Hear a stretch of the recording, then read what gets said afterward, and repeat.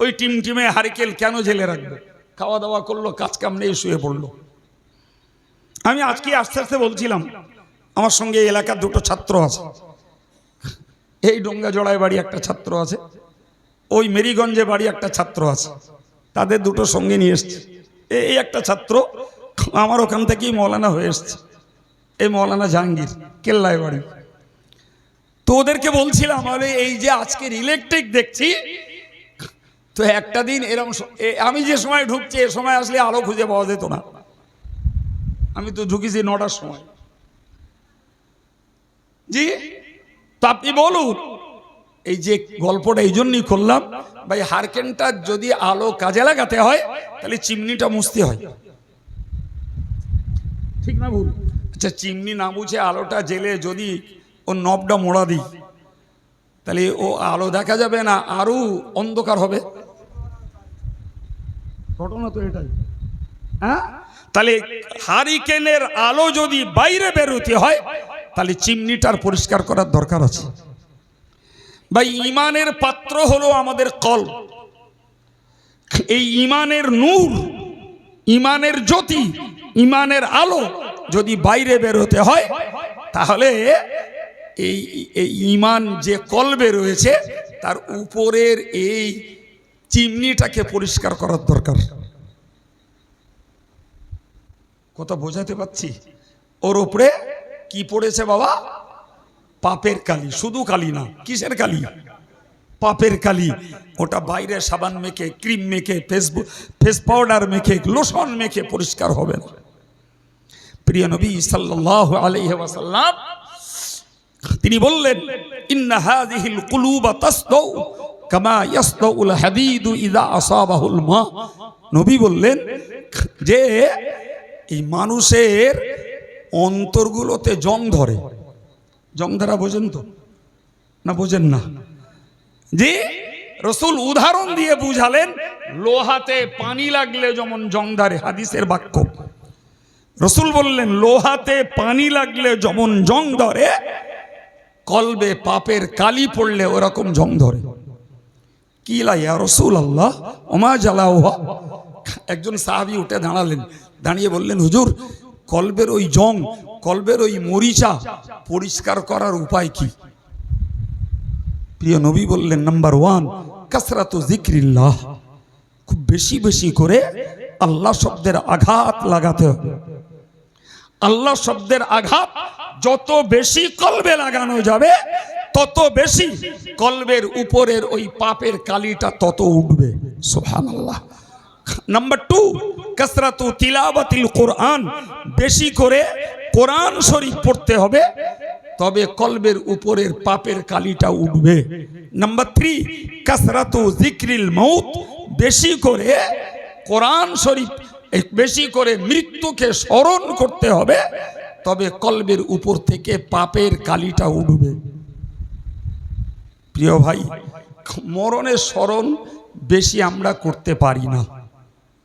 দুনিয়ার ঘোরে এত বিভোর, মরণের স্মরণের সময় আমাদের নাই। ভুল বললাম মনে হচ্ছে? দ্বিতীয়ত, কোরআন পড়ে কলবের উপরের কালি তুলব, আমরা কোরআন পড়তেও বেশি মানুষ জানি না। এটাও কি ভুল বললাম? হ্যাঁ ভাই, তাহলে সহজ রাস্তা একটা বাকি রয়েছে, সেটি হলো বেশি করে জিকির করা। এই জন্যই আল্লাহ এবং রাসূল বেশি করে জিকির করতে বলেছেন। বান্দা, তুমি যখন বেশি জিকির করবে, তোমার কলবের উপর থেকে পাপের ময়লাটা উঠে যাবে। তখনই শিশুকালের নির্মল ঝকঝকে আয়নার মতো চকচকে অন্তরটাকে তুমি ফিরে পাবে। তখন তোমার কলবে ইবলিস বসার সুযোগ পাবে না। তখন তোমার ইবাদতগুলো খাঁটি আল্লাহর সন্তুষ্টির জন্য হবে, খুলুসিয়াতের সঙ্গে হবে। তখনই তোমার ওই কলবটা আল্লাহর মোহাব্বতের জায়গা তৈরি হবে। তখনই তোমার কলবটা রাসূলের মোহাব্বতের জায়গা তৈরি হবে। তখনই তোমার কলবে শয়তান এসে আর আড্ডাখানা বানাতে পারবে না। সুবহানাল্লাহ বলবেন না? এই জন্যই কোরআন এবং হাদিস জিকির তাসবিহ বেশি বেশি করে করতে বলেছে বাবা। জি, আপনি আল্লাহ শব্দের আঘাত আপনার কলবে লাগান, আল্লাহ আল্লাহ আল্লাহ আল্লাহ। একদিন একদিন একদিন দুদিন করতে করতে একদিন আপনি ভালো মনের মানুষ হবেন। সেদিন আপনার মনে হিংসা থাকবে না, সেদিন আপনার মনে অহংকার থাকবে না, সেদিন আপনার মনে দুনিয়ার প্রতি অতিরিক্ত লোভ থাকবে না, সেদিন আপনার অন্তরে দুনিয়ার প্রতি জেদ থাকবে না, সেদিন আপনার ভিতরে পরের ভালো দেখলে আর কষ্ট হবে না। কিছু লোক আছে জানেন তো, পরের উন্নতি দেখলে আরেকজনের কষ্ট হয়। একবার আলহামদুলিল্লাহ বলে না যে আল্লাহ আমার দেয়নি, আমার ওই ভাইটার দিয়েছে, আলহামদুলিল্লাহ, আল্লাহ বজায় রাখুক। ওই লোকটা বেশি লেখাপড়া শিখেছে, কে ওই লোকটা ভালো অর্থ রোজগার করতে পেরেছে, আল্লাহ কায়েম রাখুক। এ বলার মানুষ খুব কম রে বাবা।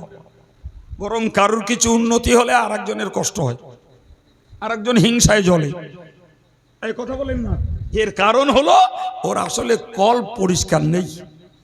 কল্প পরিষ্কার হলে হিংসা চলে যায়, অহংকার চলে যায়, দুনিয়ার অতিরিক্ত লোভ চলে যায়। মানুষ তখন মানুষকে দেখে কষ্ট পায় না, আল্লাহ শুকরিয়া আদায় করে আলহামদুলিল্লাহ পড়ে।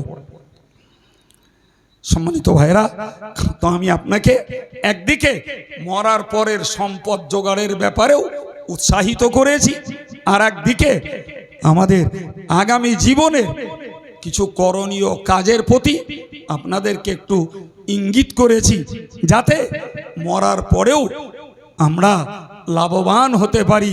মরার পরে আমরা কে দোয়া করবে ওই মুখাপেক্ষী না হয়ে নিজের আখেরটাকে নিজে গুছিয়ে মরতে পারি, এ ব্যাপারে আপনাদের কিছু উদ্দীপনা মনে জোগানোর চেষ্টা করেছি। আল্লাহ কবুল করেন, বলুন আমিন। আমার জন্য দোয়া করেন যে আমি যে আলোচনা করেছি আল্লাহ পাক আমার আলোচনাকে আমার আমলে কায়েম রাখার তৌফিক দেন, বলুন আমিন। আপনাদের জন্য আমি অযোগ্য হয়েও দোয়া চাই। আপনারা মাশাআল্লাহ যথেষ্ট আমলের মানুষ, তারপরেও আজকের এই সবরে সানির মজলিসে বসে আমরা আগামী জীবনে আরো আমাদের আমলের উন্নতি ঘটাতে পারি, আমার মায়েরাও পারে। এদিকে আমাদের মনোযোগকে আল্লাহ বাড়িয়ে দেন, বলুন আমিন। মনে রাখবেন, জিকির কোনো পীর সাহেবের কাজ নয়, জিকির বুড়োদের আমল নয়, জিকির তাসবিহ ইমানদারের আমল। অনেকে ভাবে ওসব পীর সাহেবরা করবে, অনেকে ভাবে ওসব বুড়ো লোকেরা করবে। না বাবা, ভুল বুঝছো। জিকির তাসবিহ পীর সাহেবের নয়, বুড়োর নয়, বুড়ির নয়, জিকির আর তাসবিহ ইমানদারের আমল। সুবহানাল্লাহ। আর ইমানদারের আমল পিরিয়ড কবে থেকে শুরু হয় বাবা? এই কবে থেকে শুরু হয়? জোরে বলেন। এই তো মাশাআল্লাহ, আজ ভালোই মনে রেখেছেন, ওই পিরিয়ড থেকে শুরু। সুতরাং একটা যুবককেও জিকির করতে হবে, একটা যুবককেও তাসবিহ পড়তে হবে, একটা যুবককেও তওবা ইস্তেগফার করতে হবে, একটা যুবককেও কোরআন শরীফ তেলাওয়াত করতে হবে, একটা যুবককেও দরুদ শরীফ পড়তে হবে। আর বয়স্কা পুরুষ আর মহিলাদের করতেই হবে, এ তো আর বলার অবকাশ নেই, যেহেতু এরা আরো মৃত্যুর দিকে এগিয়ে গেছে। আল্লাহ আমাদের তৌফিক দেন, বলুন আমিন।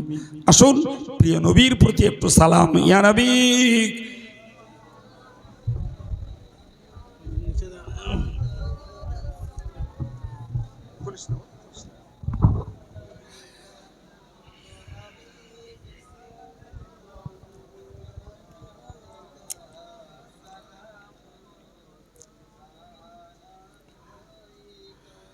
ও নবী প্রাণের পিয়ারা, দেখিতে পাব কি মোরা, না পেয়ে তব দর্শন, কলিজা হয় পারা পারা।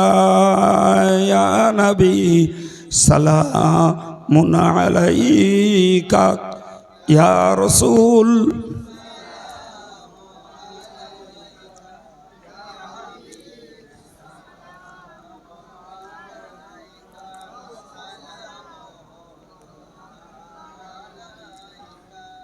আমরা যে নবীর দিওয়ানা, তিনি যে মোদের ঠিকানা। কবে যাব আবার মদিনা, পাঠালাম সালামের নজরানা। ইয়া নবী সালামুন আলাইকা, ইয়া রাসূল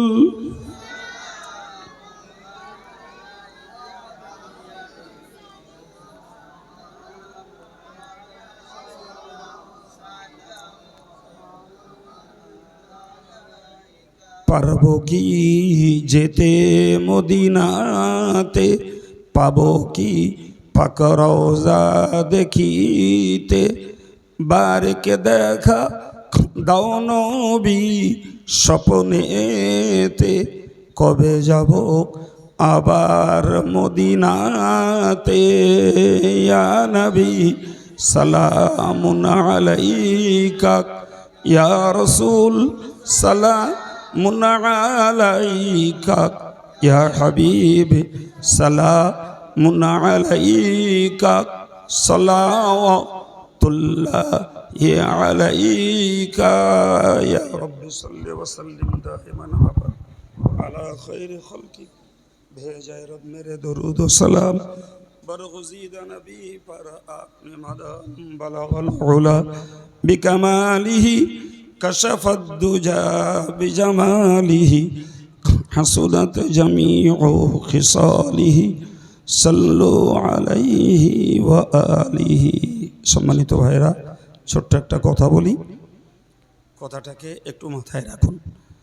আপনাদের আমাদের দিকে যাওয়া কম হয়।